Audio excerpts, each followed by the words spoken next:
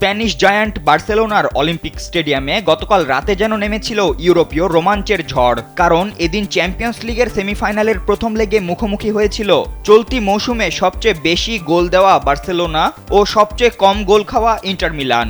রুদ্ধশ্বাস এই ম্যাচের কোনো কিছুতেই যেন রোমাঞ্চের কমতি ছিল না।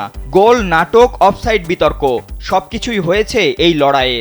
যদিও শেষ পর্যন্ত জয়ী হতে পারেনি কেউই। ৩-৩ গোলের এক অভূতপূর্ব ড্র নিয়ে সান সিরোর অপেক্ষায় থাকতে হলো দুই দলকেই।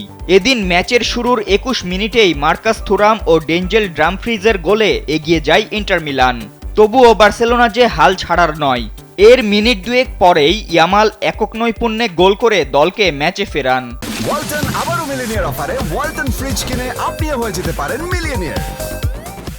এরপর প্রথমার্ধ শেষ হবার আগে ফেরান তোরেসের গোলে ম্যাচে ফেরে সমতা।